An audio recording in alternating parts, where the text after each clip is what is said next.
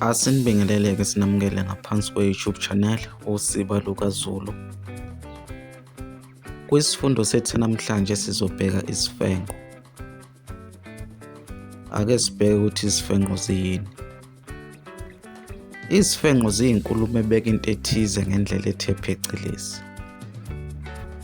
Izifenqo-ke ziyaye zisetshenziselwe okungaba ukunothisa inkulumo noma ukugcizelela into ethize.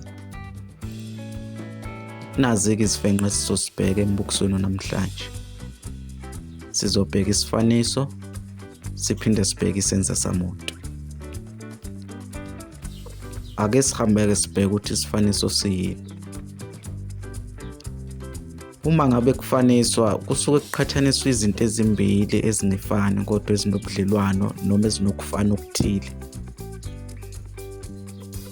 Okusho ukuthi uma ngabe sisebenzisa isifaniso lapho sisuke siqhathanisa izinto ezimbili ey'suke nobudlelwano, sisuke siyifanisa ngamanye amazwi izinto ezimbili. Isifaniso-ke sivame ukuqalisa ngalezi zakhi njenga, nganga, okwe, fana, kuhle, njalo njalo. Ake sihambe-ke sithathe izibonelo ezimbalwa ngaphansi kwesifaniso. Isibonelo sokuqala sizosithatha. Sizothatha umusho othi ubaba unolaka okwebhubesi.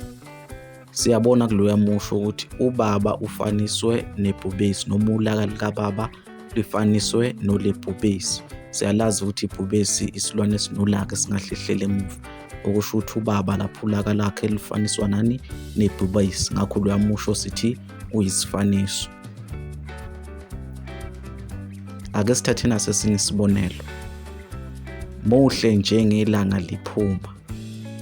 Siyabona-ke laphana ukuthi ubuhle baloya muntu ongachezwanga noma ongavezwanga bofaniswa njengelanga liphuma. Siyaliqaphela-ke ilanga uma ngabe liphuma lisuke lilihle likhazimula. Okusho ukuthi ubuhle baloya muntu bufaniswa nani? Nelanga liphuma. Ngakho loya musho sithi uyisifaniso.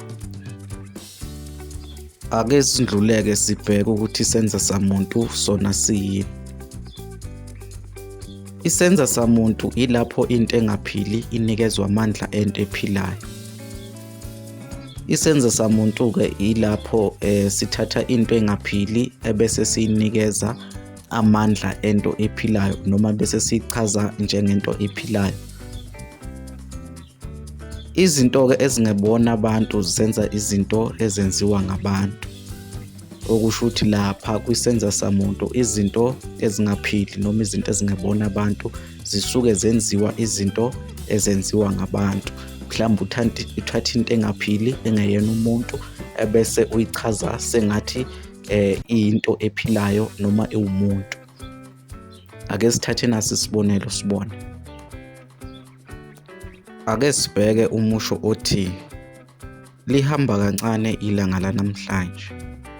Siyabona-ke lapha ukuthi ilanga noma usuku lokukhulunywa ngalo kuthiwa lihamba kancane. Siyazi ukuthi usuku alikwazi ukuhamba kodwa lenziwe samuntu kwangathi liyakwazi ukuhamba. Usuku siyazi ukuthi liyaqala liphele kodwa alikwazi ukuhamba. Laphana kuthiwa kuloya musho lihamba kancane. Okusho ukuthi linikezwe amandla ento ephilayo okukwazi ukuhamba. Ngakho loya musho sithi uyisenza samuntu. Ake sithathe nasi isibonelo sesibili. Sizothatha umusho othi ukufa kuyisela. Siyabona lapha ukuthi kukhulunywa ngokufa. Kuthiwa kuyisela. Siyazi ukuthi ukufa kukwazi ukutshontsha. Into ekwazi ukutshontsha into ephilayo noma umuntu okwazi ukutshontsha. Okusho ukuthi ukufa laphana kwenziwe samuntu kwangazathi kuyakwazi ukutshontsha. Ukufa siyazi ukuthi kuyafika nje uma ngabe sekufika isikhathi kwenzeke.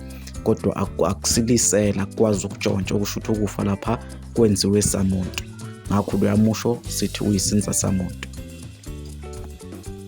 Umbukiso wethu namhlanje sizowubamba khona lapha. Asiphinde sikunxenxe ukuthi usubscribe ngaphansi kwe-YouTube channel. Ushiye ukuphala kwakho lapha kuma-comment. Uphinde ulike nevidiyo yethu namhlanje. Kuze kube ngokuzayo siyavalelisa.